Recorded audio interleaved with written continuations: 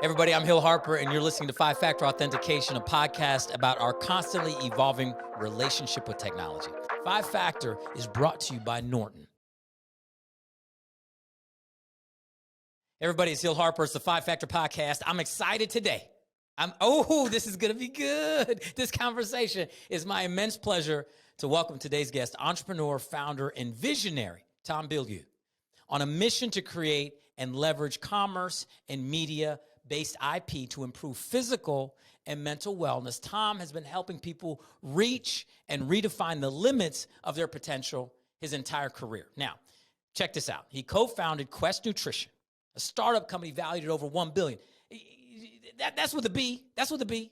To improve global health and transform people's relationship with food. He continued his life's work as the CEO of Impact Theory, a weekly interview show and content community that explores the mindsets of the world's highest achievers to learn their secrets to success. A self-described forever student of life. That sounds like me. I think Tom and I may have been separated at birth, except I'm not the founder of $1 billion startup, but that's different. That could be the only difference, Tom. Tom is constantly walking the path to self-improvement and success and helping others do the same. It's great to have you here, Tom. Thank you for taking the time out to join this conversation on Five Factor. It's great to be here. I'm excited to do it. Factor one, we're going to start Let's do it. at the beginning. Let's start with first steps in your career. I think that a lot of people get inspired and by understanding that everybody, no matter where they're at now, has been on a journey. And so I want to talk about awareness technologies, and I'm fascinated by the way that awareness analyzes and applies users' digital behavior to inform organizations' decision making. So tell us more about how that works and what role you played in that. And is that back in, and give us the time frame. Yeah, we're going way back here, Hill. Okay, so good. That would have been 2003 is when I started that, maybe 2004 in there. So post 9/11, post 9/11. Yep, post 9/11. It was security software. We had a corporate version that was designed to stop basically corporate secrets from leaking out of the organization. And then there was also one that was called Web Watcher, designed to help parents monitor their kids from, helping them avoid pornography.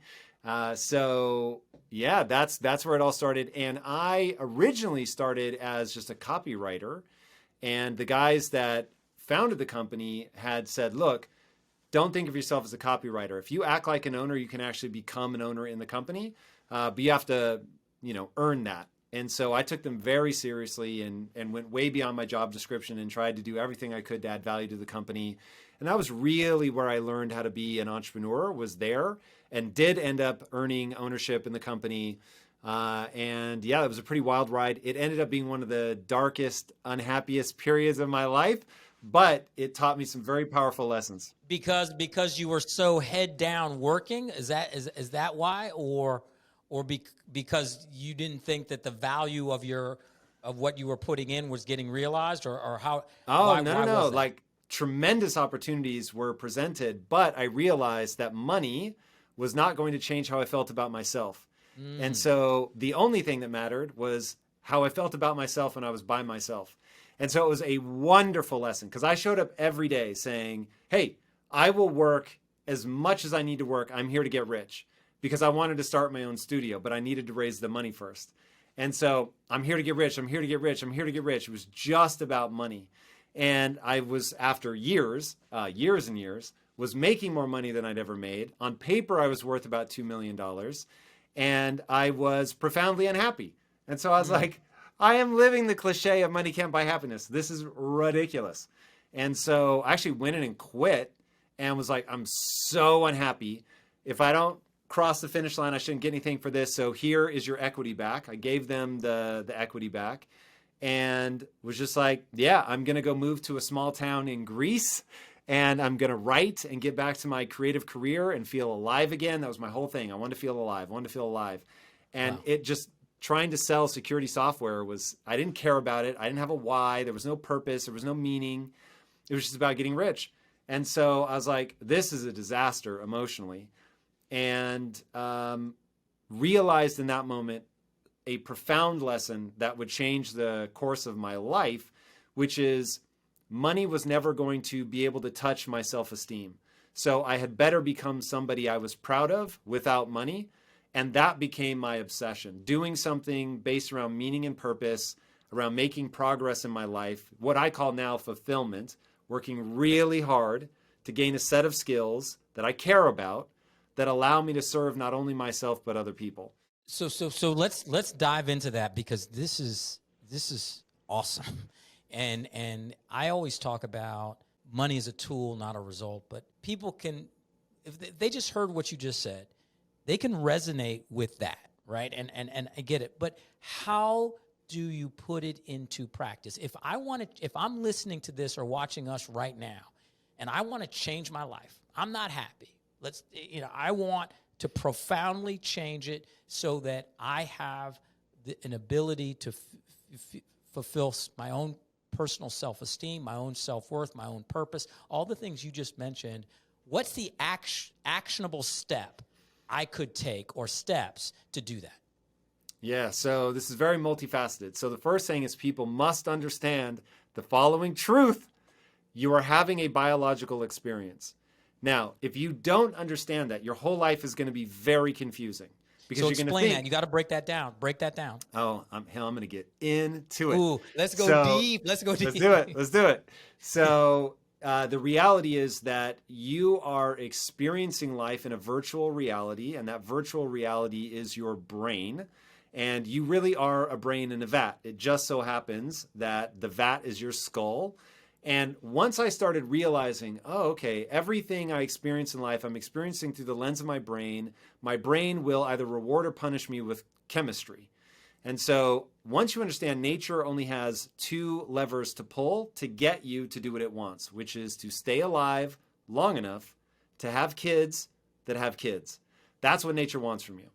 And nature is going to make pleasurable those things that lead to that outcome, and very unpleasurable the things that move you away from that outcome. So you got pleasure and pain. Those are your two levers.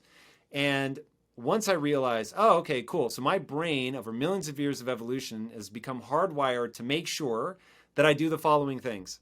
Work really hard to gain a set of skills that I care about, that matter deeply to the group, so that I can serve not only myself, but them. Because we are a social creature. Nature assumes I'm still living on the savannah of Africa, and that I am going to have to get up and get going and face saber-toothed tigers and all that to protect and provide and find a mate and impress somebody and all that. And so the easy way to get people to understand is, because they're going to have a hard time believing me that money won't make them happy, because they fantasize about it. It will make a lot of problems go away. Money is cool. Money's actually more powerful than people think. It just isn't what they've been told. So people think that it's going to make them feel about themselves the way they feel about other people that have achieved great things, but it will not. So you have to get into that. And the reason that it won't is nature is not trying to optimize you for that. Nature will punish you if you don't work hard. Why? Because if you're not working hard, then you're never going to go out and face a saber-tooth tiger in order to go get the food and come back and make sure that people in the group have something to eat. But let me challenge that real quick. I want to challenge that. What about the concept of working smart versus working hard? There's a whole set of thought processes out there that people say, well, you sure if you're you want to go down this path? If you're working too hard, that's a sign that nature's against you. You have to be in flow. It has to come easily. If it's not in flow, it's not. What do you say to that? I say, I get where you're coming from. I love that you're thinking about flow. Flow's super powerful, and we can talk about what gets you there. But by quick thumbnail sketch, flow is when you're in the area of proximal development. You're stretching a little bit. About 15% of the time you're failing. And by the way, the stakes are really high. So the people that get into flow are people that do extreme sports, because if you take your eye off the ball for a second, you're dead. That's how you get into flow. You get into flow, you're on a basketball court in front of 10,000 screaming fans. You've got a big paycheck, and a lot comes in if you make this, and a lot happens bad if you miss. So there's a lot riding, but you're in a zone where you're good. If I go to do extreme sports, I'm just going to be panicking because I don't know what the hell I'm doing. So I'm going to be failing way more than 15% of the time. So people think you don't get in the zone sitting at home cutting an egg unless you're trying to be the best chef and you're really pushing your egg chopping skills. right? You've got to be in that area of proximal development, which is about, let's say, Jordan Peterson pegs it at you're losing about 15% of the time. So this is an area where you're pushing yourself, but not too far. So let's go back to the work hard, work smart, work long hours. Okay, those are your three options. Yep. Now, one, people need to be very careful about who they take advice from. You should not take advice from me if you want a stress-free life. I can't help you there. That is not the life I have optimized for. Should you take advice from Instagram? If the advice is good. So here's what I always say. You should take the advice of people that if you take their advice, it will make your life better. So But now, how do you know that until you apply it? yes, great question. Now you'll get more discerning as you go. But in the beginning, Kevin Kelly has another amazing quote that comes to our rescue. Don't prematurely optimize. First, you just got to try things. You got to get out there, see what you like, what you don't like. Don't try to think your way to the end of everything. Just go do some stuff. The easiest way to find out if you like being on camera, get on camera and see. Did I like it? Did I not like it? It's not easy being on camera with a good-looking guy like you. Now I'm comparing myself.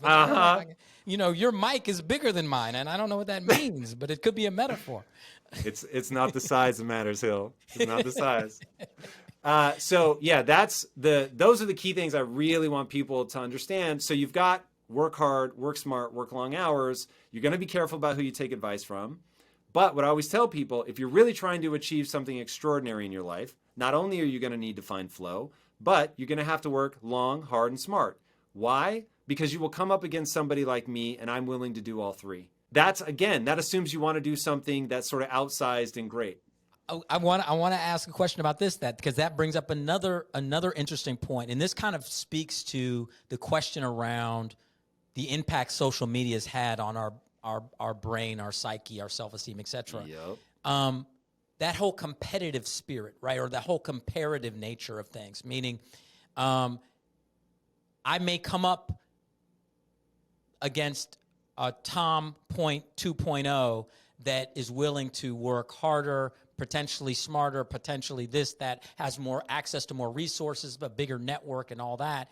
And should I think about the idea that I'm in a competitive landscape for achievement, or should I say, I'm not going to buy into competition. I'm going to try to figure out my own individual path and be agnostic to what everyone else is doing?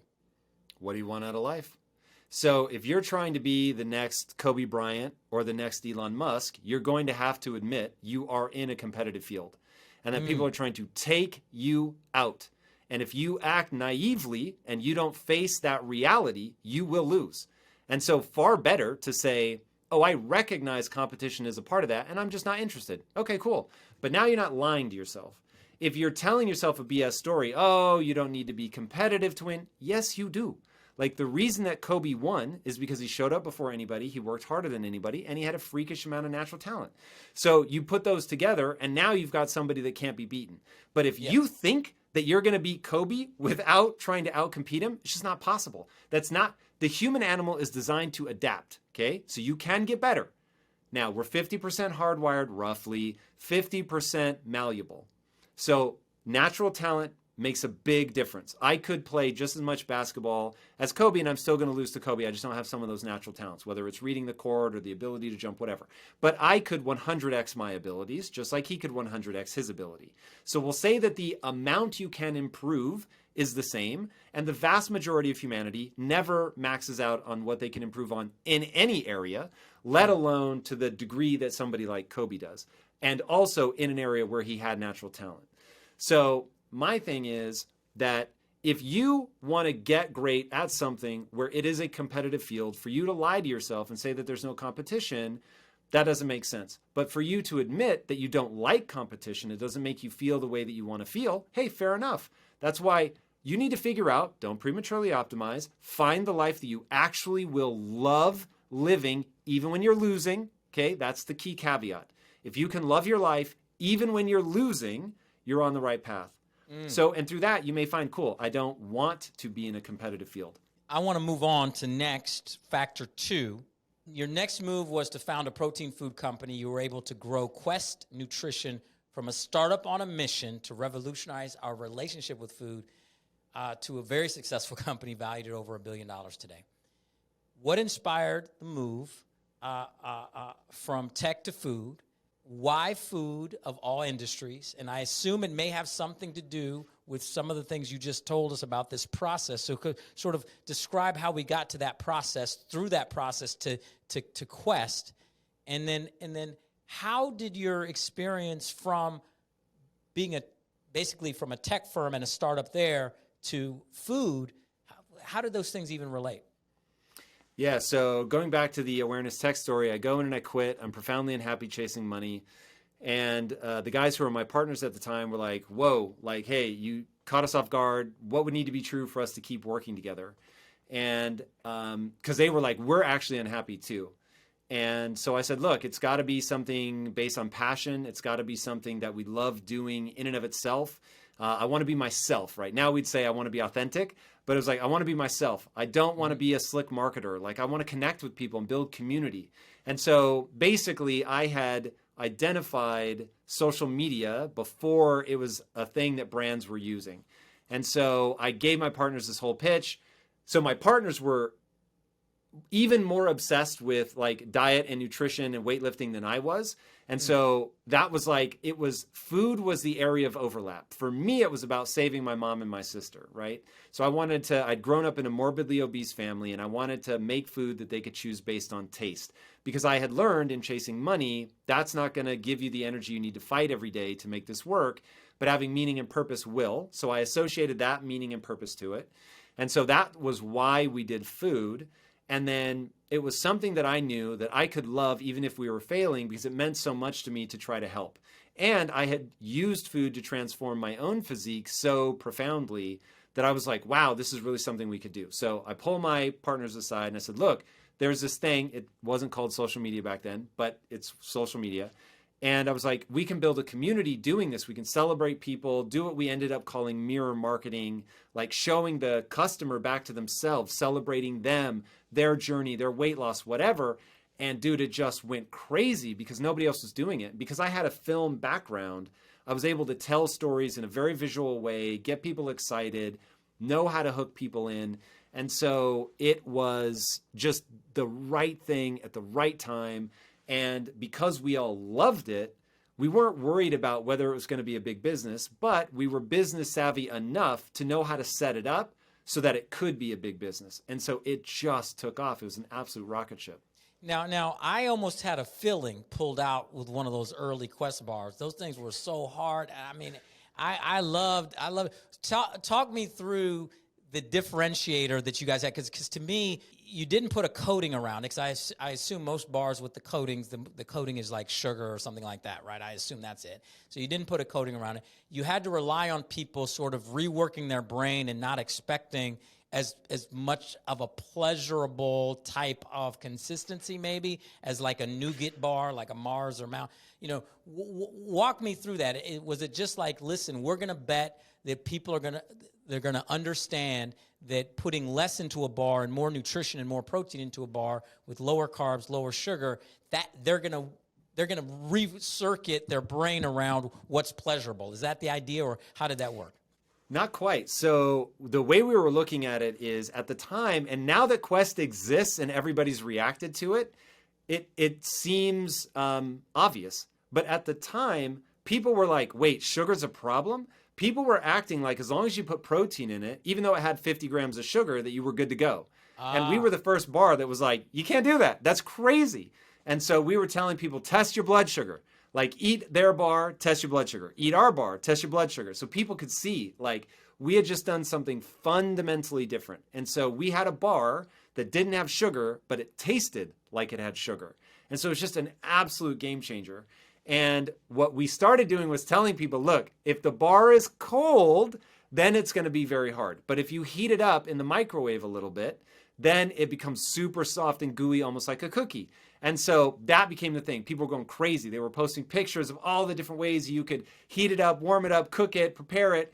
And so we launched a whole show called Cooking Clean with Quest, showing people all the crazy recipes that you could do. So it was so different, man, because everybody else was thinking. Cooking and cleaning. The cleaning part, like you could like use a hard bar to scrub and clean. Is that what you're saying? Not cooking and cleaning, cooking clean. Okay. So the idea that there's cheat food and there's clean food. Yeah, and understood. so we were the clean sheet. So yeah, and people just really took to it. And then we were doing that mirror marketing thing. So people would send in their recipe, their cool photos, and then we would put that on our own channels. And so people just got really excited about who could come up with the coolest recipe, share it. They wanted to tell people about it. And so when you warmed up the bars, then they were like super soft. And so, yeah, that I think most people learned pretty early that you had to, at a minimum, like hold it in your hands for a bit, or, we'd have people that would sit on it or just plain put it in the microwave, but they were good. And now, a message from LifeLock. No one can prevent all identity theft or monitor all transactions at all businesses, but LifeLock by Norton makes it easy to help protect yourself. So call 1-800-LifeLock or go to LifeLock.com and use promo code 5Factor. That's LifeLock.com, promo code 5Factor to save 25%. Protect yourself with LifeLock. And now, back to 5-factor authentication with Hill Harper. Okay, so you ultimately sold Quest, and your next move was to help organizations and individuals realize their full potential, right? And solve big problems. So this is fascinating to me. Tell us more about your venture, Impact Theory, and how it came about. And again, is it hearkening back to what you said at the beginning of our conversation where you're talking about are you continuously asking yourself that Steve Jobs question where you look in the mirror and say, am I happy doing what I'm doing? Am I happy doing what I'm doing? Is this fulfilling? And if the answer is no, not enough days in order, you say, okay, well, I'm going to sell Quest and I'm going to I think I want to do this Impact Theory thing. I think that's going to be fulfilling and make me happy. Again, is that kind of how that process works? A little bit. So I originally got into business because I was a filmmaker that didn't know how to break into the industry. And I had met these guys, the ones that end up becoming my partners. And they said, look, you're coming to the world with your hand out. If you want to control the art, you have to control the resources. So you need to get rich. And so that was why I got into business. And that's why every day I was showing up chasing money. Then I learned the very powerful lesson that, wait a second, making all the money in the world, if it makes me unhappy, doesn't make any sense. And so I realized that the success can't be guaranteed, but the struggle can. So you better be struggling well in a way that's fulfilling. And so going back to understanding the levers that nature has to pull. And so I was like, okay, meaning and purpose is going to be a huge part of this, because I think the key to fulfillment is working hard to gain a set of skills that allow you to serve not only yourself, but other people. Cool. So at Quest, that manifested as making food that people could choose based on taste, and it happened to be good for them. But once we sold the company, then it was like, well, now I've got the wealth to actually launch this studio.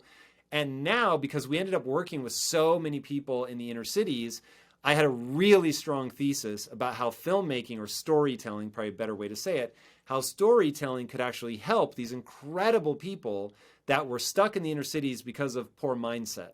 And so I was like, cool, let's do this. Let's figure out how we build a studio that is designed from the ground up to make sure that people get a growth mindset, essentially, through either YouTube videos, video games, comic books, TV shows, movies. And so that was the thesis. That's why we launched Impact Theory, with that really strong why of what we were trying to do. And now it's just been, exploring what works. YouTube channel's killing it. We've done comic books. We're now into NFTs, which has been a huge win for us. So I always say be the next Disney, but in reality, it's like, what would a modern studio, because Disney was founded in 1924. If you were founding a studio in 2024, what would that look like? Because it would look dramatically different. But Disney, the reason I always use them as an example is they only told one kind of story over and over and over from 1,000 different angles. And by doing that, they made their brand mean something. So if I say I'm going to go see a Paramount movie or a Sony movie or a Warner Brothers movie, you don't know anything about it. But if I say I'm going to go see a Disney movie, you already know something. Yes. And so that's what we want Impact Theory to be. And we want that thing to be empowering. So if you read one of our comics, you engage with our NFTs, you go see a movie that hopefully we get made one day, that we want you to feel capable of more at the end of that experience than you did at the beginning.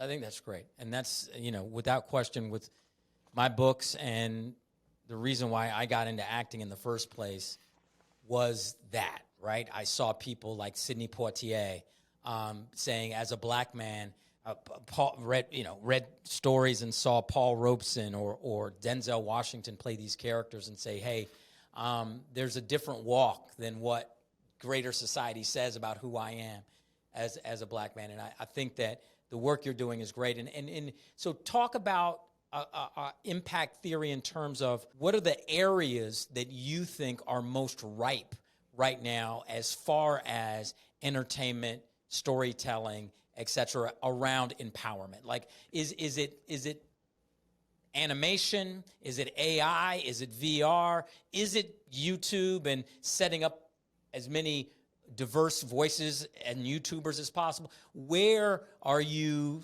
finding that you really are leaning into, or at least it seems that you're being led? So right now, YouTube is the place to be. It is unreal what you can learn on YouTube. It's unreal. When I think that back in college, you would have to go to a library, find a book, try to find a quote to like answer a question or use in, like a debate project or something. And now, dude, you can literally just go online, type in the kind of quote you want there to exist, and just blink, here it is. The most obscure topic you can find. You can take MIT courses for free on YouTube, Stanford classes for free on YouTube. It's nuts. So if people aren't availing themselves of YouTube, that's crazy. Now, where I think we're going in the future, Web3 is a thing. I am beyond hyped up. Now, I have a very different approach to Web3 than most people, and so only time will tell if I'm right. What's your Web3 approach? It's like this. Web3 has created an entirely new form of entertainment because of what I call signaling molecules. So right now, people are thinking of NFTs as financial instruments. I think that's totally foolish. An NFT is a piece of technology that allows you to signal to the system. In this case, let's call it, so we have this thing called Project Kaizen. In fact, the shirt that I'm wearing right now. And Project Kaizen is built inside of the Unreal Engine. Okay, so it's an avatar creation portal that lets you go in, collect NFTs, hats, swords, jackets, shoes, pants, all that. Combine them however you want to combine them into an avatar, mint that, and now you can enter the game world, or you will be in phase 2, be able to enter the game world. And now you have this character, and it's wearing, let's say, there are 50 different symbols that matter a lot in our ecosystem. Those symbols will cause the experience to react to you in a different way. And so that ability, whether it's in Unreal Engine or in AR or VR, whatever, now the system can see what you have on your wallet and customize the experience to that. And so that's going to create the kind of relationship to IP that I think is going to change the game. So for instance, here is something that I was just talking to one of Meta's internal teams. I know they catch a lot of flack, but what they're building is insane. The technological infrastructure they're building that the rest of us are going to get to use is really crazy. And so one of the things they're working on are AR glasses that look just like normal glasses. And so imagine going to the mall, and let's say that you're a Harry Potter fan. You love Harry Potter, you go to the mall, and you look at the wall, there's a QR code there at the mall, and anybody that has a Harry Potter NFT in their wallet, that is going to trigger a like real moment for you. So I'll give you an example of something we're actually trying to build. This is way in the future. But at some point in the future, what we want to do, you show up there, see the QR code, triggers a Project Kaizen moment because you have that NFT in your wallet. A dotted line appears on the floor. Now, your friend standing next to you, who has the same AR glasses but doesn't have a Kaizen NFT, does not see the dotted line on the floor. So you follow it around the corner. And there, let's say, is a Big Mac from Project Kaizen. And in its hand, it's holding a virtual quest bar. And it asks you a riddle. And if you get the riddle right, you can take that virtual quest bar.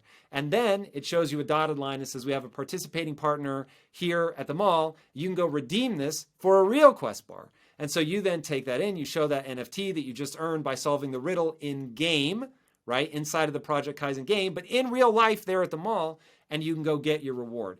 You can do that kind of thing and more. Dude, it's so crazy. When I walk people through, by the way, everything I just told you is actually possible now, just not the glasses. You could do it with your phone.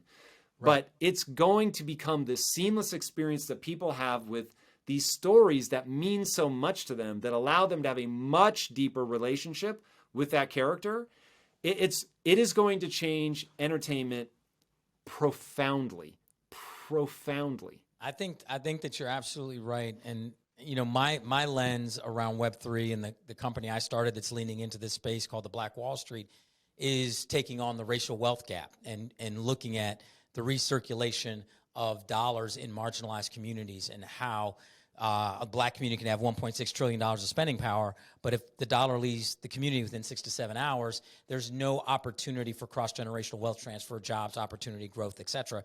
So I've been leaning in a very impassioned way, trying to figure out, well, how can we use that same technology to recirculate the digital dollar in these communities? And part of it is the gamification and the ability, for instance, with that exact description, if you're somebody who wants to support, let's say, black founded businesses, you get that Quest coupon and you're told where that owner of a black business in that mall is, and you can go spend there, and all of a sudden you're using the technology to recirculate the token or that. And so I completely agree. Would love to, at a later date, learn more and figure out different ways to work together on that, because I think that you're right on. You basically have this tech business that's running, and you have 2 million followers on Instagram. Your likeness is everywhere on the internet.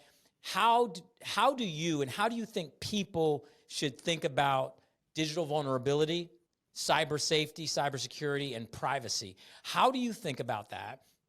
And how should we think about it? Because as we're doing more in the space, do we become more vulnerable as individuals? There's a lot of people I know out there like, listen, I'm stepping out. I don't want, and I say, don't step out. You got to lean in. But how can you do that safely? Yeah, so I'm definitely not a safety expert, and this is an area where safety is so critical that I highly encourage people to go find somebody that's really safety-minded.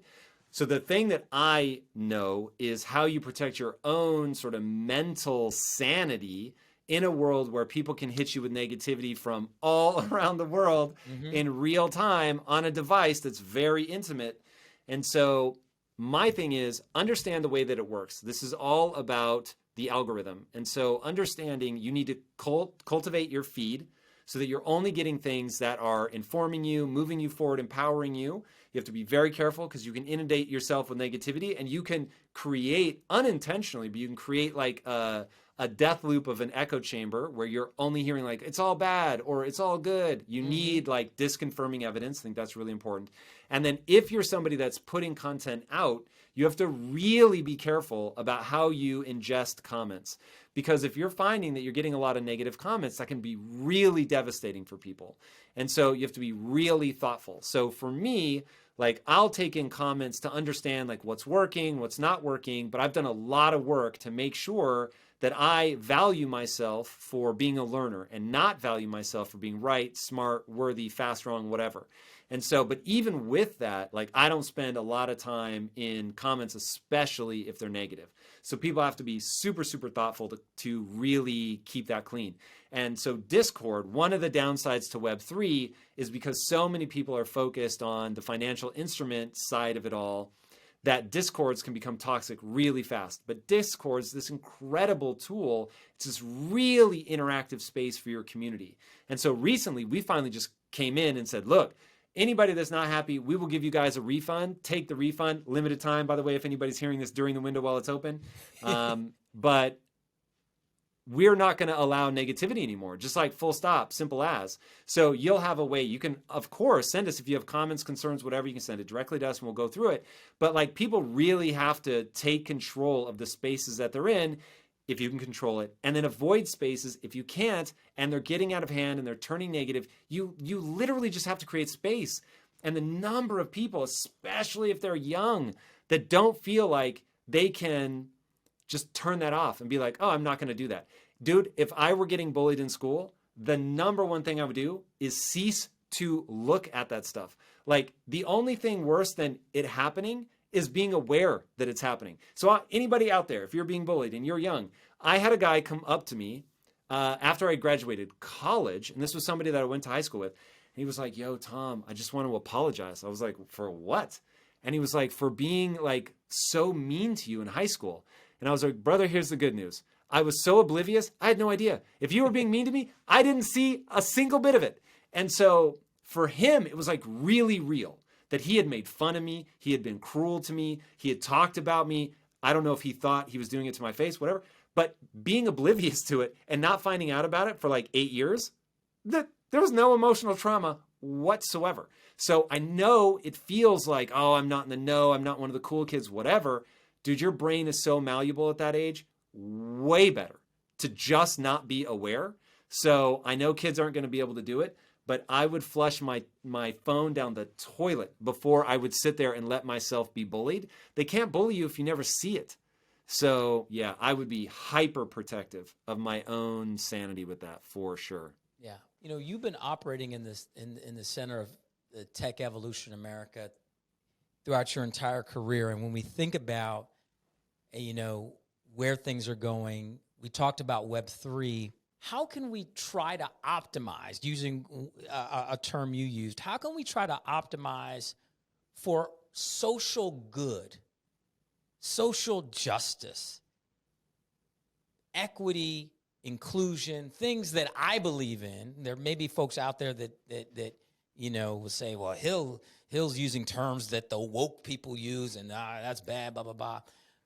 How can we optimize for positivity versus negativity, if that's the word folks want to use, whatever, in this new Web3 and emergent world where clearly the more resources and access you have to the technology, the more you're able to shape it and influence, like you just said, people's minds, attitudes, and behaviors. How can we create a positive outcome in this space? Where are we headed next, and what does that look like, and what can we do? Very easy questions, Tom. Very easy. It is simple. The funny thing is, this actually is really simple. Now, I have no idea how people will interpret this. You're either going to love my answer, you're going to hate it, Hill. There won't be anything in between. Okay. So my favorite answer on this topic is from Kobe Bryant. And Kobe has one of my favorite quotes, which is, "Boos don't block dunks." And what that summarizes for me is, Hill, you can get so good at something that people can't stop you from doing it, even if they want to. Web3 evens the playing field. Anybody can get in. The whole idea is there's no more gatekeepers. If you want to launch a project... What if I have extremely negative intentions and I'm really good at it? Yeah. You know, what if I'm able not to only what if, market... Hill, that's going to be real. Yeah. That's going to be real. So let me just say this. Let's go back to Kobe. The smartest tacticians in basketball are paid a lot of money to go around the entire world to find the best players. Those best players are then paid millions of dollars, and their goal was to stop Kobe Bryant from scoring. So you have the best athletes in the world paid millions of dollars to stop one man from scoring. And despite that, he was so good that he scored 81 points in a single game. Now, I'm not saying it's fair. I'm not even saying it's right or just. I'm just saying it is.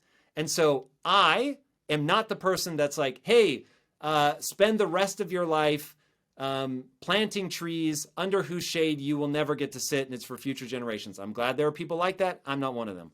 What I'm saying is, in fact, I got asked a question one time by an African-American gentleman at Google, and I was giving a talk there, and he said, "Tom, do you think it's harder for me because I'm black?" And I was like, almost certainly. Even if only, Hill, because wherever you go, if you're not in the majority, like, by the way, trying to do business in Japan where I'm the only white guy, it's hilarious. Now, it's hilarious because I have another country to go to. But like, dude, you're treated differently in the extreme. So being in the majority is always going to be advantageous, right? Because of what I call the school of fish mentality that humans have. We gravitate towards people that look like us. It just is what it is. Now, that doesn't mean that people dislike people that don't look like them, but here's a stat that better freak you out. If somebody shares your initials, you are more likely to like them than if they don't. There are a disproportionate number of dentists named Dennis. There are a disproportionate number of people named Art that go into artistic fields. But my whole point here is, cool, yes, is it real that people tend to click up? 100%. But is it also real that you can outperform people if you get good? Yes. And so now it's like, I get it. There are people who are wired to I just want to change the system. Word, go after it. But for anybody that like doesn't want to wait 50 years for outcomes and wants to get Kobe Bryant good today and show the world I can get so good at something, you can't possibly stop me. And we see this all the time. There are people doing this right now. That, in fact, my favorite story, for anybody listening, if you have not yet read Long Walk to Freedom, which is Nelson Mandela's autobiography, it will change your life forever. If you haven't read The Gulag Archipelago by Solzhenitsyn, who was put in the Russian Gulag, people that come out and do incredible things despite the most heinous circumstances you can possibly imagine.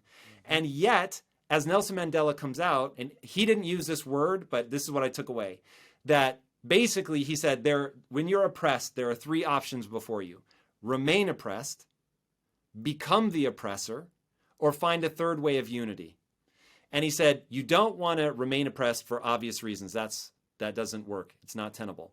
But you also don't want to become the oppressor, because the oppressor gives up their humanity. And he was like, I feel bad for the people that are oppressing me. They have given something up.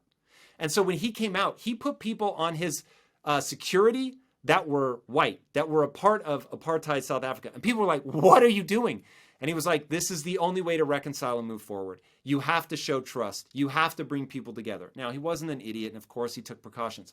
But like him really showing these signs, you have to find this third path of unity. I was just like, Hill, I can tell you right now, I'm not a big enough man. If you put me in prison for 27 years, I want to torch everybody. Right. And so for somebody like him to be like, nope, to really step into leadership and to show people the path forward is about getting so good you can't be denied, actually bringing the country together, being the right person to lead, leading well, being an efficient leader. There's all these crazy stories about while he was in prison, these young bucks were coming in and they'd had enough. They wanted to resort to violence. And he said, look, I'm always going to keep violence in my back pocket. And if I find that that's my only recourse, I will use it. But that is not going to bring everybody together. And of course, he comes out and he does what he does, and it's just absolutely breathtaking. It's one of the most incredible human stories ever. But that's somebody who's like, you actually have to be a good leader. Like, it can't just be lip service. And he talks about how he watched his father be a servant leader to the tribes. It's really, really incredible. So because you're the sir, because I was about to wrap up, but I can't, because this is really important, because I'm really interested in what your perspective is on this. There's a lot of chatter and talk around where we are in this country today with the sentiment and the quote that was, when they go low, we go high. And a lot of people are frustrated with that quote, because a lot of people sit back and say, well, look at the result of that, because you can't bring a knife to a gunfight. And if someone's literally willing to sink the ship to kill the captain, and you're acting like, well, we're going to have lifeboats, maybe that's not really going to work. And so is there a sense that you can choose that third option and not become the mirror if someone is completely willing to torch the place and burn everything down? Can you still operate in that Dr. King level, that Nelson Mandela level, that Mahatma Gandhi level of I will rise above, even though they very well may win in the short term and place 200 and some odd judges or get rid of this or get rid of that? We can talk about any number of things that people are frustrated by saying, hey, if you're trying to rise above and someone's literally cutting your feet off, your legs, how does that, when they go low, we go high, how does that work out? My thing is, look at where it has worked, who has succeeded. And if we can all admit that we're not in as dark a place as Nelson Mandela was when he was wrongly imprisoned for 27 years, and he still comes out of that and says, unity is the only path forward. Man, I look at that and I'm like, word, like that is the right model in my estimation to follow.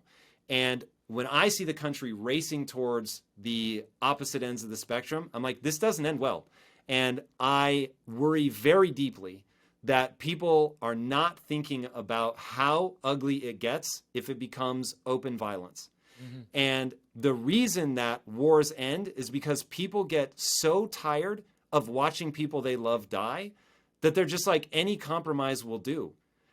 I'm just of the belief it doesn't need to come to that, man. Like, let's just be thinking about how do we come together? And I know how Pollyanna I sound, which is why I will keep pointing to people that have paid their dues. I have not. I do not have wisdom on this. I'm not the right guy to talk to.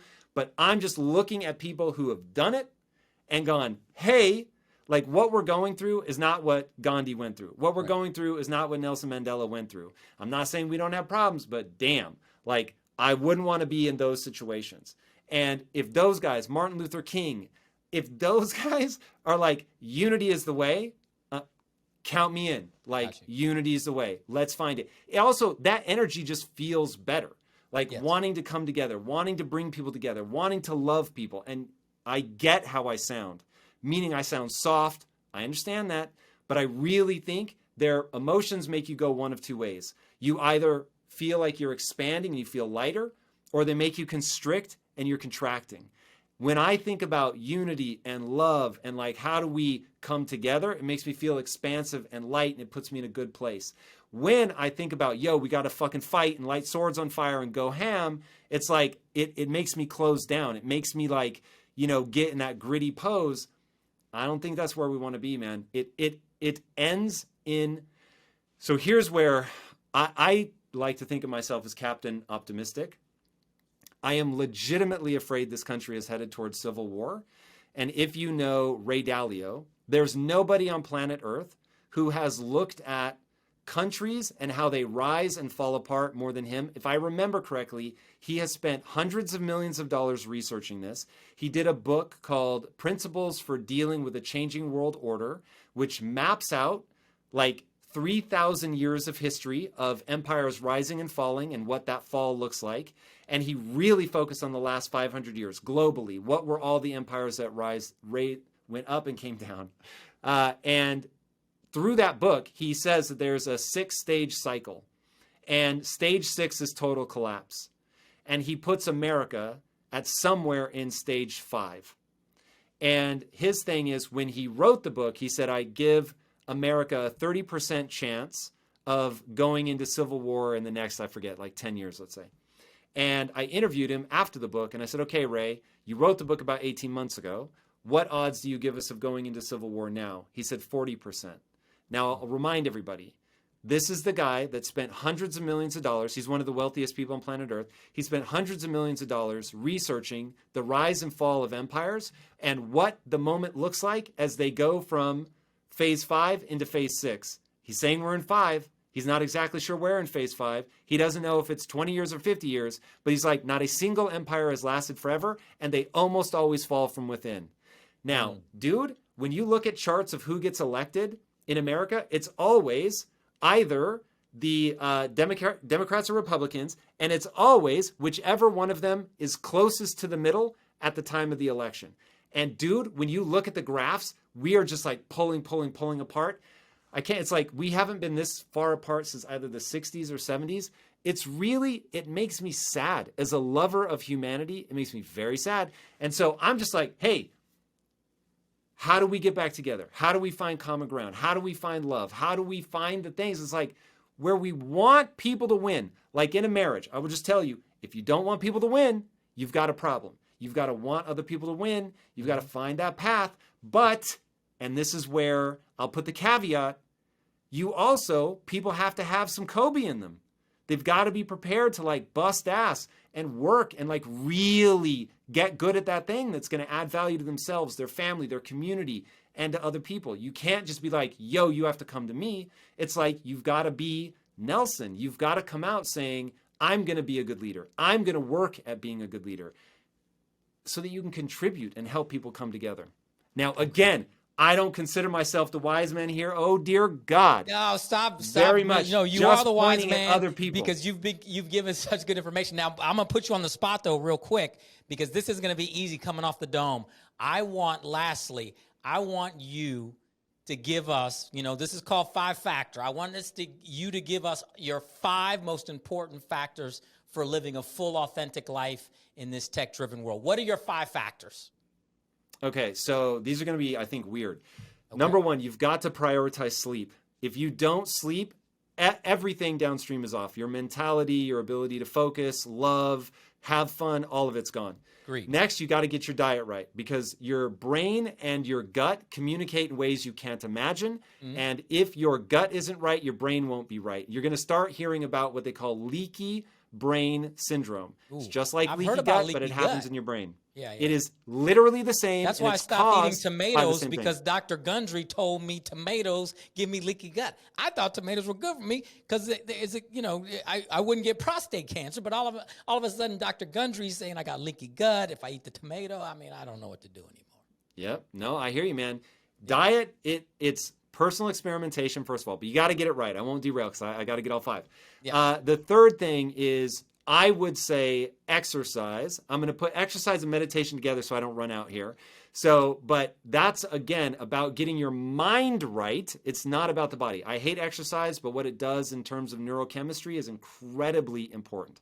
So those 3 are about addressing the body, right? You're addressing the body so that your mind is going to be in a good place. If you fail to do those, you're really going to be in a dark place. Okay, the next one, number 4. Take responsibility for everything in your life, because even though not everything is something that you can control, you stay empowered in your own life to be Kobe, to get the skills, to be at a point where you just outperform people. Let's remember, everybody, Kobe went from basketball, where he won 5 rings, even though people were paid millions of dollars to stop him, and then 2 or 3 years in retirement, he won an Academy Award. So it's not like you can just say, oh, well, he was gifted physically. The dude worked insanely hard. He just didn't do excuses. He didn't do them. Didn't make excuses, and he murdered it as a result. I think that's absolutely huge. And then 5th, love. Love deeply. Love your significant other. Love your family. Love your friends. And if you've got toxic family, by all means, create some space. But you gotta love, man. If there aren't people that you love, you are missing out massively on life. Get yourself in that expansive state. And then as you come alive, expanded, you're feeling love, now you can spread some of that joy. But those would be my 5. Tom, I don't know you personally, but I've loved this conversation. I love your mind. I love your spirit. I love your energy. And I truly love and respect you in this conversation. So thank you. And let me just say this before we go. Please tell us where we can find you, what we need to be aware of, where we can find the stuff you're leaning into, whether it's impact theory or you personally. Just let us know where we can find you. Go to Tom Bilyeu on YouTube. That is just the core of my existence. Okay, well, I'm going there. And anybody who listened to this is going there, I guarantee you, because you've shared just a wealth of information. I appreciate you. And it reminds me of my favorite Dr. King quote, where Dr. King said, we're all tied together in a single garment of mutual destiny. We're all tied together. So we're all in this together. And that's really what this conversation is about. And you cutting out time from your busy schedule to come and educate us, inform us, and have this conversation has been phenomenal. So thank you. More to come. You're going to hear from me. I'm going to slide into your DMs, and I'm going to be like, Tom, whatever you're doing, I got your back. I want to support it. So brother, I appreciate you. Thank you so much. Amazing, man. Thanks so much for having me on Hill. This was a lot of fun. Thanks. A little social media cleanup should be a part of every digital citizen's routine, right? But with so many social media platforms and settings to navigate, it can be a little daunting. Check out 5factorauthentication.com/Tom Bilyeu for 9 essential steps to boost your cybersecurity. Everybody, here's my 5-factor takeaways from my conversation with Tom Bilyeu on using mindset and technology to improve yourself and society. Okay, Tom was super smart, and these are the 5 takeaways we got. Factor 1, money is a tool, not a result. See, rare is the person who will find true happiness just by making money. It is far more important to work hard at gaining a meaningful set of skills that let you serve others and then make money in that process. Factor 2, optimize to your full advantage. Now, this is interesting. if you want to do something remarkable, you're going to have to beat the competition. But our natural ability is only 50% predetermined. The other 50% is malleable, meaning we can 100x our ability. But most people never even come close. So think about how you can optimize. Factor 3, the value of Web3 is largely misunderstood. Tom tells us NFTs are much more than financial instruments. They have the potential to fundamentally transform entertainment and many other things. They signal what individuals value, and brands will use them to curate unique experiences for users in the metaverse as well as the IRL. Factor 4, it's important to protect our mental health and mental well-being online. With social media, it's too easy to get caught in a vicious cycle of negativity that can really mess with our heads, or worse. So curate your feeds carefully and take a mindful approach to content consumption. Factor 5, we must choose unity as the path forward. The United States hasn't been this polarized since the 1960s. And if we don't want to be on a trajectory towards tearing this country apart, we must work to find common ground. And it will take hard work, and it'll take all of us saying, I'm going to lean in because this is a participatory democracy, and I'm going to demand it stays that way. We can choose unity as our path forward. Thank you. Those are the 5-factor takeaways from my great conversation with Tom Bilyeu. Hopefully you'll check out the entire 5-factor episode in its entirety. Listen to everything we had to say, because I'm telling you, I got so much out of it. Hopefully you will too by listening. Thanks so much. God bless. I'm Hill Harper, and thanks for listening to 5-Factor. Make sure you subscribe on Apple, Spotify, YouTube, or wherever you catch your podcasts. And follow us on Instagram at 5-Factor Podcast. 5-Factor is brought to you by Norton and produced and distributed by kglobal in partnership with Spaceman World Media. Norton empowers people and families around the world to feel safer in their digital lives. So you worry less about the darkness of cybercrime. Whether it's protection for your devices, online privacy, identity, or everything all in one, Norton makes it easier to keep your digital life safer. Opt in to cyber safety.